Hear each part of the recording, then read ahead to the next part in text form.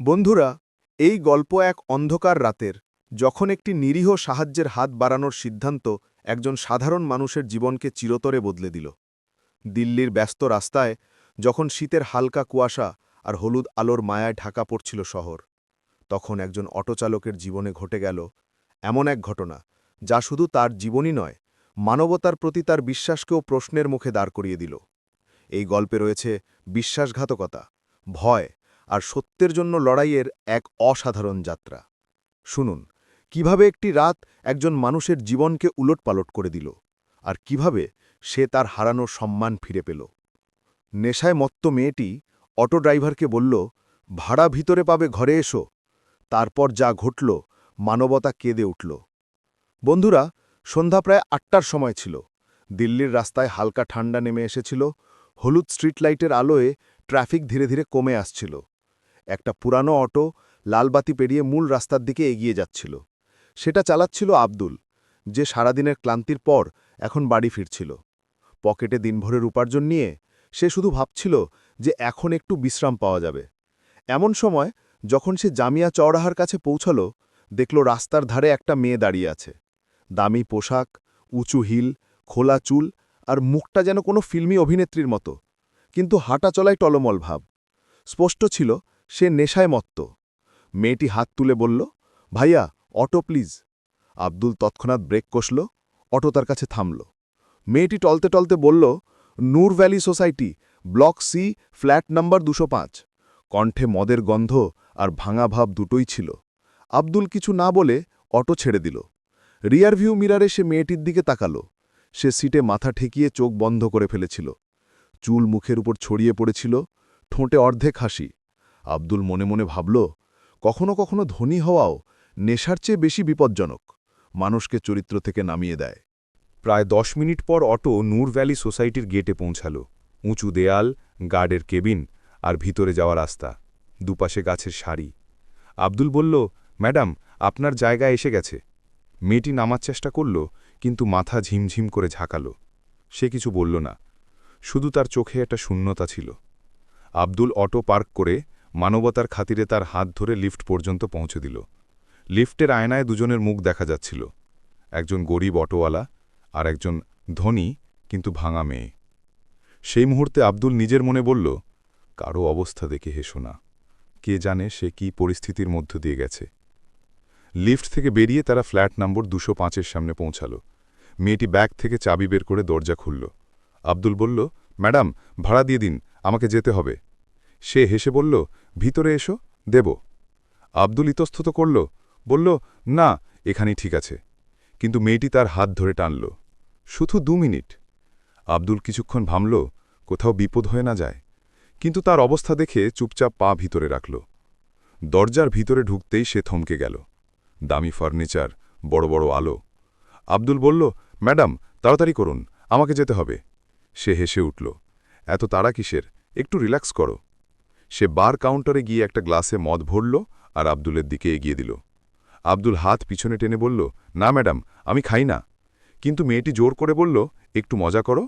আব্দুল ইতস্তত করে এক ঢোক গিলল। গলায় জ্বালা অনুভব হল। মেয়েটি দ্বিতীয় গ্লাসও ভরে দিল। এবার আব্দুলের পা টলতে শুরু করল। ঘরের আলোগুলো ঝাপসা হয়ে গেল। সে বলল, ম্যাডাম, এবার যাই। কিন্তু তার আগেই সবকিছু ঝাপসা হয়ে গেল। চোখ খুলতেই দেখল বাইরে থেকে সূর্যের হালকা আলো ঘরে ঢুকছে। মাথায় তীব্র যন্ত্রণা। আব্দুল চারদিকে তাকালো, ঘরটা এলোমেলো। সে ঘাবড়ে উঠল। টেবিলে একটা মোবাইল রাখা ছিল, যার স্ক্রিনে কিছু চলছিল। মোবাইলটা হাতে নিতেই একটা ভিডিও চলতে শুরু করল। ভিডিও দেখে তার পায়ের তলার মাটি সরে গেল, মুখ ফ্যাকাশে হয়ে গেল, হাত কাঁপতে লাগল, চোখে জল এলো। তার ঠোঁট শুধু বলতে পারল, হে আল্লাহ, আমি কি করে ফেললাম। সে তড়িঘড়ি উঠল। ঘরে না মেয়েটি ছিল, না কারো চিহ্ন, শুধু মদের খালি বোতল, ছড়ানো কাপড় আর ভাঙা নীরবতা। সে দৌড়ে বাইরে এলো। তার মাথা ঘুরতে লাগল। রাস্তার ধারে গিয়ে বসে পড়ল। অনেকক্ষণ পর নিজেকে সামলে অটোর দিকে তাকাল। সেই অটো, যেটা তার রোজগারের উপায় ছিল, এখন যেন কোনো অপরাধের সাক্ষী। সে বলল, হে আল্লাহ, আমি কি করে ফেললাম, আমি তো শুধু সাহায্য করতে এসেছিলাম। সেদিন সে বাড়ি ফিরল না। সারাদিন রাস্তায় ঘুরে বেড়াল, কারো সঙ্গে চোখাচোখি না করে নিজের থেকে পালিয়ে, সন্ধ্যা হওয়া পর্যন্ত সে ঠিক করল কাউকে কিছু বলবে না। যদি বাড়ির লোক জানে তবে সব শেষ। বাড়ি ফিরে স্ত্রী ফাতিমাকে মিথ্যে বলল। অটো খারাপ হয়ে গিয়েছিল, গ্যারেজে ছিল। ফাতিমা বেশি প্রশ্ন করল না, কিন্তু তার মুখের ক্লান্তি আর ঘাবড়াহট দেখে বুঝল কিছু একটা গোলমাল আছে। 3 দিন কেটে গেল। আব্দুল যেন নিজের মধ্যে হারিয়ে গেল। আগে যে হাসি মুখে অটো চালাত, এখন প্রতিটি যাত্রী থেকে দূরে থাকতে চাইত, প্রতিটি মুখকে সন্দেহের চোখে দেখত। কেউ কি সেই ভিডিওর কথা জানে? আর তারপর চতুর্থ দিনে তার ভয় সত্যি হল। দুপুরে তার মোবাইলে একটা অচেনা নম্বর থেকে হোয়াটসঅ্যাপ মেসেজ এলো, যদি চাও না যে তোমার ভিডিও ভাইরাল হয়, তবে সন্ধ্যার মধ্যে ৫,০০০ টাকা নিয়ে নূর ভ্যালি সোসাইটিতে এসো। মেসেজে সেই ভিডিওর থাম্বনেল ছিল, সেই রাত, সেই ঘর, সে। আব্দুলের রক্ত জমে গেল, মোবাইল ফেলে দিল, শ্বাস দ্রুত হল, কপালে ঘাম, হৃদয়ে ভয়ের আগুন। সে বুঝল মেয়েটি তাকে ব্ল্যাকমেল করছে, কিন্তু কি করবে? গরিব মানুষ, দিনের উপার্জনে কোনো মতে সংসার চলে। তবু বাড়িতে মিথ্যে বলল, অটোর মেরামতের খরচ লাগবে। যা সঞ্চয় ছিল তাই নিয়ে সন্ধ্যায় নূর ভ্যালি পৌঁছাল। লিফটে উঠে সেই ফ্ল্যাট নম্বর 205। দরজা খুলল, সামনে সেই মেয়েটি, এবার পুরোপুরি হুঁশে, হাসছে। মুখে কোনো লজ্জা নেই, শুধু অহংকার আর ধূর্ততা। সে বলল, এসে গেছ? বেশ তাড়াতাড়ি রাজি হয়ে গেলে, তাই না? আব্দুল কাঁপা কণ্ঠে বলল, ম্যাডাম, আমার থেকে বড় ভুল হয়ে গেছে। আমি তো শুধু সাহায্য করতে এসেছিলাম। দয়া করে ভিডিওটা মুছে ফেলুন। সে হেসে বলল, মুছে ফেলব? না আব্দুল, এটা এখন আমার উপার্জনের পথ। সে হাত বাড়াল, টাকা দাও। আব্দুল কাঁপতে কাঁপতে ৫,০০০ টাকা তার সামনে রাখল। সে বলল, এটা তো শুরু, প্রতি সপ্তাহে আরও লাগবে। আব্দুল হতলাক হয়ে বলল, প্রতি সপ্তাহে? সে বলল, হ্যাঁ, নইলে ভেবে দেখো, তোমার পাড়ায় সবাইকে এই ভিডিও দেখিয়ে দেব, তখন তোমার বউ, তোমার বাচ্চারা, তোমার পরিবার সবাই তোমার থেকে ঘৃণা করবে। আব্দুলের চোখে জল এলো। সেই দিন থেকে আব্দুলের জীবন নরক হয়ে গেল। প্রতি সপ্তাহে সে টাকার জোগাড় করত, কখনো ধার করে, কখনো অটো বিক্রি করে। কিন্তু মেয়েটির ক্ষুধা বাড়তেই থাকল। এবার 10,000, তারপর 15,000। ধীরে ধীরে বাড়ির অবস্থা খারাপ হয়ে গেল। আগে যে মিষ্টি নিয়ে আসত, এখন খালি হাতে ফিরত। সে রেগে যেত, কখনো কখনো রাত পর্যন্ত বাইরে থাকত, কখনো না বলে গায়েব। একদিন ফাতিমা প্রশ্ন করল, আব্দুল, আসলে কি চলছে? তোমার মধ্যে এত ভয় কেন? আব্দুল চুপ করে রইল। ফাতিমা বলল, আমাকে বলো, আমি তোমার স্ত্রী। আব্দুল মাথা নিচু করে বলল, না ফাতিমা, তুমি বুঝবে না। সেই রাতে সে অনেকক্ষণ ছাদে বসে আকাশের দিকে তাকিয়ে রইল। চোখ থেকে জল গড়িয়ে পড়ছিল। সে নিজের সঙ্গে বলছিল, কাশ সেই রাতে আমি থামতাম না। এবার মেয়েটি 20,000 টাকা চাইল, নইলে ভিডিও সোশ্যাল মিডিয়ায় ছেড়ে দেবে। আব্দুল তখন ভেঙে পড়েছিল, তার কাছে টাকা ছিল না। সে মিনতি করল, দয়া করে কয়েকদিন সময় দাও। সে বলল, একদিনও না। সেই দিন আর রাত তার জন্য সবচেয়ে ভারী ছিল। প্রতিটি যাত্রীকে দেখে সে ভয় পেত। কেউ কি ভিডিওর কথা বলবে? প্রতিটি মোবাইলের শব্দ তাকে ভয় দেখাত। তার ঘুম, তার শান্তি সব শেষ হয়ে গিয়েছিল। অবশেষে যখন তার ভয় সীমা ছাড়িয়ে গেল, সে কাঁপতে কাঁপতে থানায় পৌঁছাল। সবাই তাকে সন্দেহের চোখে দেখছিল। কিন্তু যখন সে সত্যি কথা বলল আর মোবাইলে ভিডিও দেখাল, তখন সবাই হতবাক হয়ে গেল। সামনে ইন্সপেক্টর ইউসুফ বসেছিলেন, কঠোর চোখ কিন্তু ভিতরে বোঝাপড়া মানুষ। তিনি বললেন, দেখো আব্দুল, স্পষ্ট করে বলো, সেই রাতে কি হয়েছিল? আব্দুল ধীরে ধীরে সব বলল। কিভাবে সে নেশায় মত্ত এক মেয়েকে সাহায্য করতে গিয়েছিল, কিভাবে সে তাকে ফ্ল্যাটে নিয়ে গেল, কিভাবে জোর করে মদ খাওয়ালো, আর তারপর সকালে সেই ভিডিও। ইন্সপেক্টর ইউসুফ চুপচাপ শুনলেন, তারপর বললেন, তুমি জানো, যদি এটা সত্যি হয় তবে এটা শুধু ব্ল্যাকমেইল নয়, যৌন নির্যাতনের মামলাও হতে পারে। তিনি তৎক্ষণাৎ 2জন কনস্টেবলকে আদেশ দিলেন, চলো সেই ফ্ল্যাটে যাই। যদি এই মেয়ে মিথ্যা বলে থাকে তবে আজ তার খেলা শেষ। রাত প্রায় 9টার সময় পুলিশ টিম নূর ভ্যালি সোসাইটিতে পৌঁছাল। গার্ড জিজ্ঞাসা করলে ইন্সপেক্টর কঠোর গলায় বললেন, ফ্ল্যাট 205, আয়শা থাকে, তাই না? গার্ড বলল, হ্যাঁ স্যার, এইমাত্র এসেছে, মনে হয় কোনো পার্টি চলছে। টিম ওপরে পৌঁছাল। দরজা থেকে মিউজিকের আওয়াজ আসছিল। দরজা খোলা হলো। সামনে সেই মেয়ে, আয়শা, এবার পুরোপুরি সেজেগুজে, হাতে ওয়াইন গ্লাস, মুখে নকল হাসি। সে বেপরোয়াভাবে বলল, কি ব্যাপার অফিসার? ইন্সপেক্টর বললেন, আমরা সব জানব, চলো। থানায় পৌঁছে মহিলা পুলিশ অফিসার তাকে জিজ্ঞাসা শুরু করল। প্রথমে আয়েশা সব মিথ্যে বলল, কোনো ফুটেজের কথা অস্বীকার করল। ইন্সপেক্টর হেসে বললেন, সেই ফুটেজ যেটা তোমার বিল্ডিংয়ের ক্যামেরায় আছে, যেখানে তুমি নিজে তাকে ভিতরে টেনে নিয়ে গিয়েছিলে। আয়েশা চুপ হয়ে গেল, তার কপালে ঘাম জমল। প্রায় 10 মিনিট নীরবতার পর সে ফেটে পড়ল, বলল, স্যার ভুল হয়ে গেছে, আমি ভয় পেয়ে গিয়েছিলাম, আমি শুধু মজা করছিলাম। ইন্সপেক্টর বললেন, মজা করছিলে? সত্যি বলো। তখন আয়েশা ধীরে ধীরে সব বলে দিল। সেদিন আমার বয়ফ্রেন্ডের সঙ্গে ঝগড়া হয়েছিল, আমি খুব রাগে ছিলাম, তাই এমন কিছু করে ফেললাম যা করা উচিত ছিল না। সকালে হুঁশ ফিরলে ভয় পেলাম যদি সে কাউকে বলে দেয়, তাই তার ভিডিও বানিয়ে ব্ল্যাকমেল শুরু করলাম। ইন্সপেক্টর জিজ্ঞাসা করলেন, শুধু সে একজন? আয়েশা মাথা নিচু করে বলল, না স্যার, আরও ছিল। আমরা 2 মহিলা মিলে এসব করতাম। আরেকজনের নাম রুবিনা, ক্লাবে বার ড্যান্সার। সে আমাকে শিখিয়েছিল কিভাবে পুরুষদের ফাঁসিয়ে টাকা আদায় করতে হয়। এটা শুনে ইন্সপেক্টর আরেকটি টিম পাঠালেন। সেই রাতেই রুবিনাকে ক্লাব থেকে গ্রেফতার করা হলো। দুজনকে মুখোমুখি বসিয়ে জিজ্ঞাসা করা হলো। প্রথমে রুবিনা অস্বীকার করল, কিন্তু আয়েশার কথা শুনে ভেঙে পড়ল। বলল, আমরা অনেক অটো ড্রাইভার, ডেলিভারি বয় আর মজুরকে ফাঁসিয়েছি। ভিডিও বানাতাম আর টাকা আদায় করতাম। কেউ রিপোর্ট করত না, কারণ তারা বদনামের ভয় পেত। থানার পরিবেশ ভারী হয়ে গেল। আব্দুলের মুখ সামনে আনা হলো। আয়েশা তাকে দেখে চোখ নামিয়ে নিল, বলল, সরি আব্দুল, আমি খুব খারাপ ছিলাম, আমাকে মাফ করে দাও। আব্দুলের চোখ থেকে জল পড়ল। সে বলল, আমাকে মাফ করো হে আল্লাহ, তুমি শুধু একজন মানুষের সম্মানই কেড়ে নাওনি, মানবতাকেও কলঙ্কিত করেছ। সেই রাতে 2 মহিলাকে জেলে পাঠানো হলো। ভিডিও পুলিশের তত্ত্বাবধানে মুছে ফেলা হলো, আর প্রমাণ আদালতে জমা দেওয়া হলো। যখন এই খবর ছড়ালো, আব্দুলের চোখে এক অদ্ভুত স্বস্তি ফুটল, কিন্তু তার মনে তখনও একটা ভয় ছিল, যদি ফাতিমা জানে। পরের দিন ইন্সপেক্টর নিজে তার বাড়িতে ফোন করে সব বুঝিয়ে দিলেন। ফাতিমা কেঁদে উঠল। আমার স্বামী অপরাধী নয়, সে ভুক্তভোগী। সে আব্দুলের হাত ধরে বলল, তুমি আমার থেকে কেন লুকিয়েছিলে? আমি তোমার সঙ্গ কখনো ছাড়তাম না।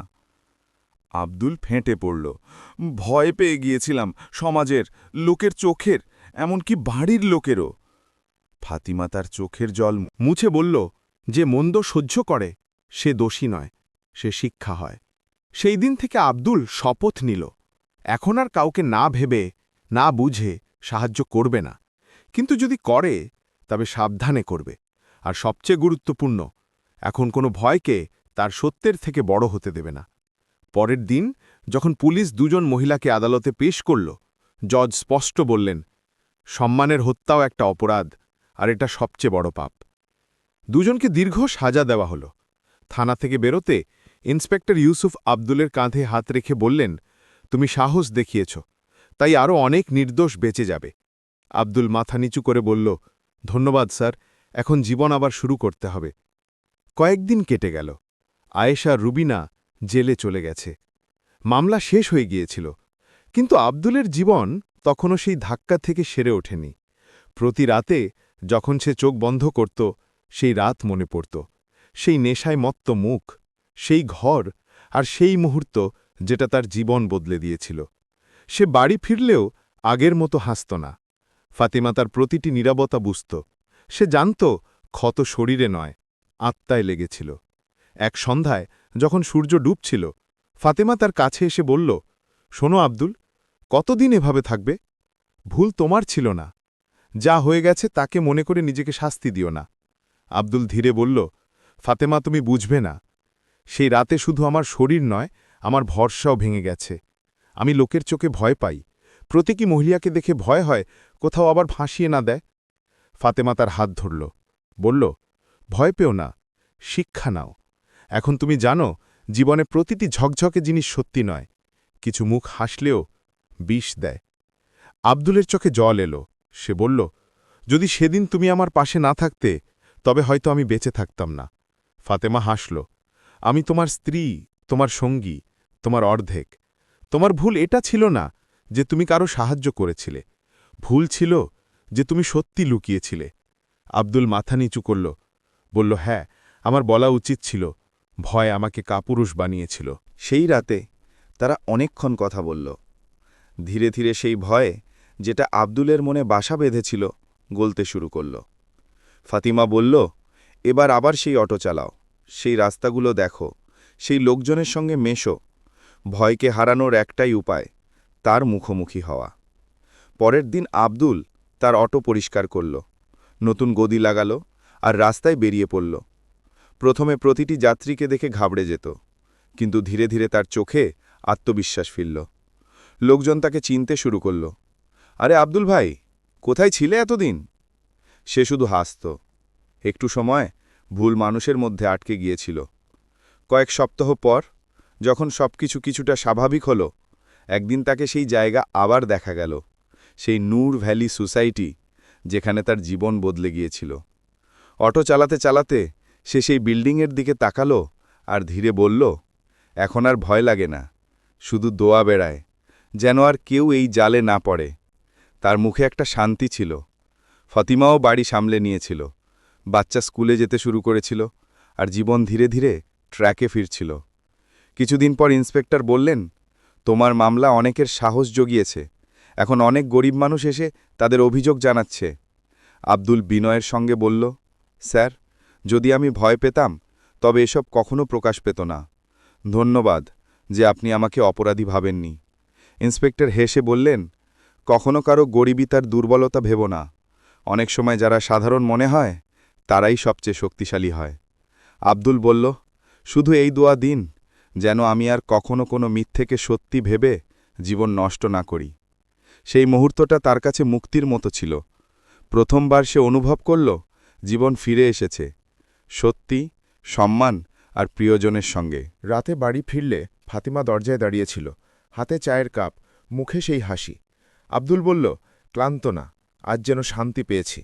এখন মনে হয় আমি সত্যিই বেঁচে আছি। ফাতিমা বলল, শুধু এটা মনে রেখো আব্দুল, কখনো ভালো কাজ থেকে ভয় পেও না, শুধু ভালো কাজ করার সময় চোখ খোলা রাখো। আব্দুল ধীরে বলল, হ্যাঁ, এখন মানবতা দেখানোর আগে ভাবব, কিন্তু মানবতা ছাড়ব না। তারা দুজনও বারান্দায় বসল। বাচ্চা তাদের কোলে খেলছিল, দূরে আকাশে একটা দ্বীপ জ্বলছিল, যেন জীবন নতুন করে সকাল পেয়েছে। বন্ধুরা, এই গল্প থেকে শুধু একটা কথা বোঝো, দুনিয়ায় খারাপ মানুষ কখনো কখনো নিষ্পাপ মুখের আড়ালে লুকিয়ে থাকে, কিন্তু এর মানে এই নয় যে ভালোবাসায় সন্দেহ করতে হবে, বরং জরুরি হল ভালো করার সময় সাবধানতা বজায় রাখা। কারণ প্রতিটি সাহায্যকারী মানুষ ঈশ্বর নয়, আর প্রতিটি হাসিমুখ সত্যি নয়। তুমি যদি আব্দুলের জায়গায় থাকতে, তবে কি সেই নেশায় মত্ত মেয়েটি সাহায্য করতে, নাকি ভয় পেয়ে গিয়ে যেতে? তোমার উত্তর কমেন্টে জানাও, কারণ কখনো কখনো একটা সিদ্ধান্ত পুরো জীবন বদলে দেয়। আর যদি এই গল্প তোমার মন ছুঁয়ে থাকে, তবে ভিডিওটি লাইক করো, শেয়ার করো আর চ্যানেল সাবস্ক্রাইব করো। পরের ভিডিওতে আবার দেখা হবে। ততক্ষণ মানবতাকে বাঁচিয়ে রাখো, ভালোবাসাকে অভ্যেস করো, কিন্তু কোনো অচেনাকে সাহায্য করার আগে সাবধান থাকো। জয় হিন্দ, জয় ভারত।